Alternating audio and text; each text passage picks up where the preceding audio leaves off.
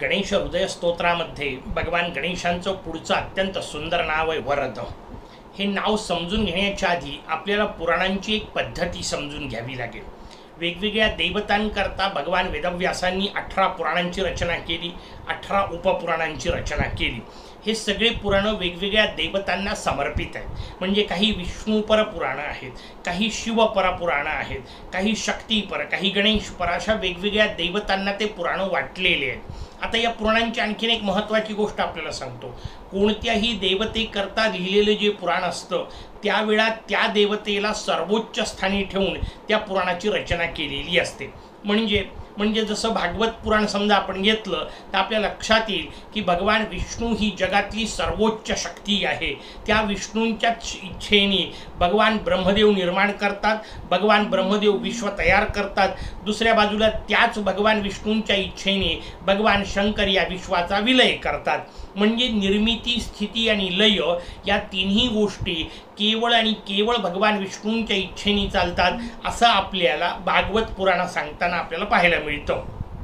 दुसऱ्या बाजूला भागवत पुराण समजा तुम्ही बाजूला ठेवलं आणि शिवपुराण घेतलं तर शिवपुराणात रचना वेगळी पाहायला मिळेल. तिथे भगवान शंकर सर्वोच्च देवता असतात.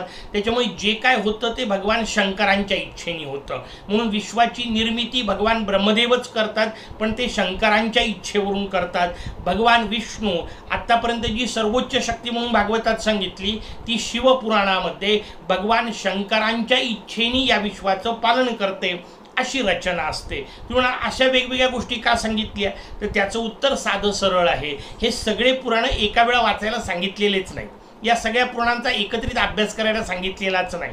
मग हिशोब काय सांगितला, तुम्ही ज्या देवतेचे उपासक असाल त्या देवतेचं पुराण वाचा. का? कारण त्या देवतेवर तुमची पूर्ण श्रद्धा बसली पाहिजे. शेवटी फळ श्रद्धेचे मिळतात. भगवद्गीता आपल्याला सांगते श्रद्धावान लभते फलम. श्रद्धेचं फळ मिळत असतं. आपल्या देवतेला सर्वोच्च समजल्याशिवाय त्याच्यावर पूर्ण श्रद्धा बसत नाही आणि म्हणून पुराणांची अशी रचना केलेली असते. आता ही एकदा पद्धती आपण समजून घेतली की आपल्या लक्षात येईल गणेश पुराण असो किंवा मुद्गल पुराण असो या दोन्ही पुराणांमध्ये भगवान गणेश ही सर्वोच्च देवता आहे. आणि मग भगवान गणेशांच्याच दृष्टीने या पुराणांची रचना केलेली असल्यामुळे सगळं जे काय घडतं ते भगवान गणेशांच्या कृपेने घडतं अशा प्रकारचं वर्णन या पुराणामध्ये आपल्याला पाहायला मिळतं. सगळ्या पुराणांमध्ये जरी ते वर्णन असलं तरी गणेशाचं वैभव पाहताना आपण पाहिलं की बाकी सगळ्या देवता खरंच त्यांना शरण आल्याचे वेगवेगळे उदाहरणं आहेत. त्याच हिशोबामध्ये त्या सगळ्यांना वर देणारा म्हणून वरद हे जे नाव मोरयाचं आहे ते आपल्यासमोर इथे भगवान शंकर देवी गंगेला स्पष्ट करून सांगत आहेत. त्यांनी वरद शब्दाचा अर्थ पहा कसा वापरला आहे. वरैही समास्थापितमेव सर्वं विश्वम तथा ब्रह्म विहारिणाच. ज्यांनी वर देऊन, ज्यांनी आपल्या कृपेचा आशीर्वाद देऊन या सगळ्या विश्वाची स्थापना केली, या विश्वाला चालवणाऱ्या सगळ्या ब्रह्मांची स्थापना केली, म्हणजे सगळ्या देवतांची, ईश्वरांची, महेश्वरांची स्थापना केली. मग ही कथा कुठे येते त्याचं उत्तर आहे मुद्गल पुराणामध्ये आपल्याला अशी रचना पाहायला मिळते की हे सगळे 5 देव म्हणजे भगवान ब्रह्मदेव, भगवान विष्णू, भगवान शंकर, देवी आणि सूर्य हे 5 देव ओंकारातून वेगळे झाले. तुम्ही म्हणाल गणेश कुठे आहे, त्याचं उत्तर आहे ओंकार म्हणजेच गणेश. त्यांना वेगळं म्हणायची गरज नाही. गणपत्य संप्रदाय त्या पद्धतीने रचना आपल्याला सांगतो. मग हे 5 देव वेगळे झाले ओंकारामधून.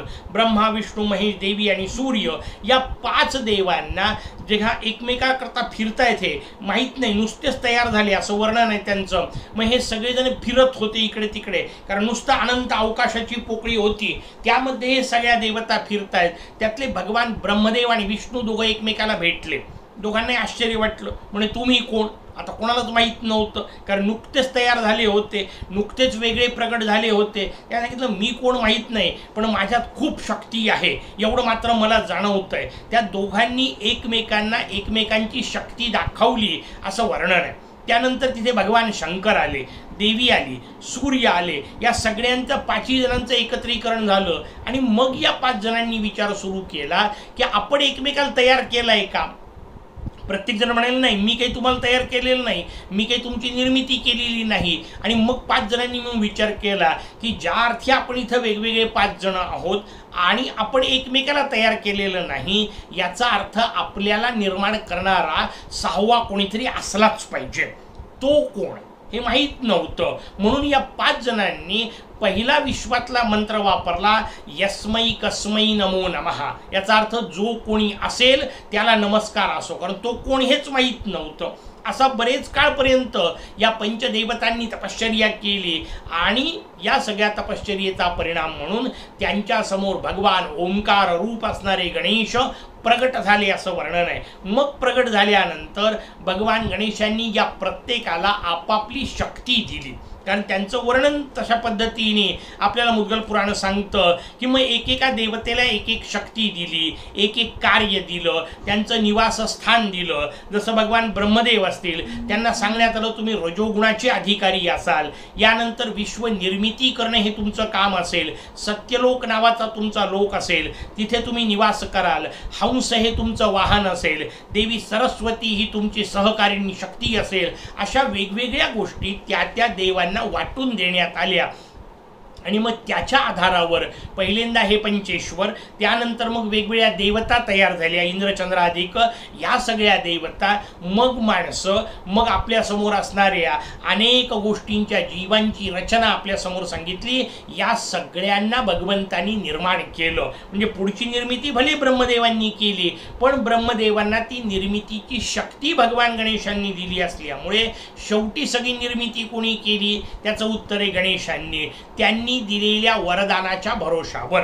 कारण वर्णनही असं मजेदार आहे पुढे आपल्याला. जसं लंबोदर शब्दाचं आपण वर्णन पाहिलं की सगळे विश्व त्या भगवान गणेशाच्या उदरातच राहतात. आता याचं वर्णन करताना आणखीन एक मजेदार शब्द याच्याशी संदर्भात म्हणून सांगतो. सगळ्यात पहिल्यांदा ब्रह्मदेवांना सांगण्यात आलं तुम्ही सृष्टीची निर्मिती करा. ब्रह्मदेव म्हणतात ठीक आहे, पण सृष्टी म्हणजे काय तेच मला माहीत नाही, मी करू कशाची निर्मिती. वर्णन असं आहे, भगवान गणेशांनी त्यांना आपल्या सोंडेनी उचललं आणि गिळून टाकलं. गिळल्यावर काय केलं, ते पोटात गेले. पोटात गेल्यानंतर त्या लंबोदराच्या उदरात असणारे अनंत कोटी ब्रह्मांड भगवान ब्रह्मदेवांनी पाहिले. ते सगळं अभ्यास केला आणि तसं बाहेर येऊन तयार करा असं त्यांना सांगून त्यांना बाहेर काढण्यात आलं. मग ब्रह्मदेवांनी तशी रचना केली. याचा अर्थ त्याची शक्ती कोणी दिली, भगवान गणेशांनी. त्याचं स्वरूप कोणी दाखवलं, प्रॅक्टिकल कोणी दिलं, भगवान गणेशांनी. आणि म्हणून वरदान कोणाचं, भगवान गणेशांचं. जसं निर्मितीचं सूत्र तसं संचालनाचं विष्णूंचं सूत्र, संहार करण्याचं भगवान शंकरांचं सूत्र, देवीचं काम या जगाला मोह निर्माण करणे, एकमेकाच्या गोष्टीत आसक्ती निर्माण करणे, आणि सूर्याचं काम या जगाला तेज आणि प्रकाश देत राहणे. या सगळ्या गोष्टी भगवान गणेशांनी आपल्या वरदान स्वरूपात त्यांना दिलेल्या आहेत, आशीर्वाद स्वरूपात त्यांना दिलेले आहेत असं मुद्गल पुराण सांगतं. आणि म्हणून मग हे 5ही देव आणि त्यांच्या हाताखालचे बाकी सगळे देव, इंद्र असतील, कुबेर असतील, वरुण असतील इत्यादी, या सगळ्या देवता भगवान गणेशांच्या आज्ञेनी काम करतात, त्यांच्या आशीर्वादानी काम करतात, त्यांच्या वरदानानी काम करतात. त्याचं वर्णन आपल्यासमोर भगवान शंकर सांगतायत. ते देवी गंगेला म्हणतायत, वरैही समास्थापितमेव विश्वम सर्वं विश्वम तथा ब्रह्मविहारिणाच. सगळ्या विश्वाची निर्मिती त्यांनी आपल्या वरदानातून केली. तसेच या ब्रह्मांचीही निर्मिती त्यांनी आपल्या वरदानाने केली. नुसती निर्मिती नाही, समास्थापित, त्यांना व्यवस्थित स्थापित केलेलं आहे. त्यांच्या शक्ती त्यांना दिलेल्या आहेत, त्यांचे कामं त्यांना दिले आणि त्यांच्यातर्फे या जगाचा सगळा व्यवहार ते चालवत आहे. आता परम विप्रमुखा वदंती, म्हणून जे शहाणे लोक आहेत, प्रमुख लोक आहेत, याचा अर्थ शास्त्रकार जे आहेत ते काय म्हणतात, वरप्रदम तम, त्याला वरप्रद असं म्हणतात, वरद असं म्हणतात. त्या वर देणाऱ्या मोरयाला, त्या वरप्रद असणाऱ्या मोरयाला वरदम नतोस्मी, मी त्या गणेशाला वंदन करत असतो, मी त्या गणेशाला नमस्कार करत असतो असं भगवान शंकर देवी गंगेला समजावून सांगतायत. जसं वरद शब्द सांगितला तसा आणखीन एक सुंदर शब्द आपल्या समोर, मोरयाचं आणखीन एक अप्रतिम नाव सांगितलं. ते नाव आहे विकट. जे मुद्गल पुराण आपण सांगतोय त्या मुद्गल पुराणामध्ये 6-8 खंड जे आहेत त्या 8 खंडात 8 राक्षस सांगितले. मोठे अजब आहेत. राक्षसांची नुसते नावं ऐकली तरी तुमच्या लक्षात येईल हे पुराण किती वेगळं आहे. पहिल्या खंडातला राक्षस मत्सरासूर, दुसऱ्यात मदासूर, तिसऱ्यात मोहासूर, चौथ्यात लोभासूर, पाचव्यात क्रोधासूर, सहाव्यात कामासूर, सातवा ममासूर, आठवा अहंकारासूर. वेगवेगळे 8 राक्षस सांगितले. किती मजेदार आहेत. हे कुठेही बाहेर नाही शोधायचे, सगळे आतमध्येच आहेत. आजपर्यंत नावही नव्हते ऐकले यांचे राक्षस म्हणून. हे सगळे विकार म्हणून ऐकले. आपल्या आतमधले जे विकार आहेत, आपल्या आतमधल्या ज्या विकृती आहेत, त्यालाच हे मुद्गल पुराण राक्षस रूपात सांगतं. आता राक्षस आतमध्ये आहेत म्हटल्यानंतर त्यांचं निर्दालन करण्यासाठी, त्यांचं नियमन करण्यासाठी जे विनायक असतील ते बाहेरचे कसे चालतील, तेही आतमध्येच आहेत. म्हणून मग 8 विनायक सांगितले. अष्टविनायक ही कल्पना मुळात मुद्गल पुराणाची, पण ज्यांना सध्या आपण अष्टविनायक म्हणून यात्रा करतो ते अष्टविनायक नाही सांगितलेले. भारताच्या 8 दिशेला 8 ठिकाणे यांचे सांगितले. ते 8 विनायक सांगितले, त्यांचे नावं दिले. वक्रतुंड, एकदंत, महोदर, गजानन, लंबोदर, विकट, विघ्नराज, धूम्रवर्ण. मी हे का सांगितलं, यात एक नाव आहे, 6वं नाव विकट.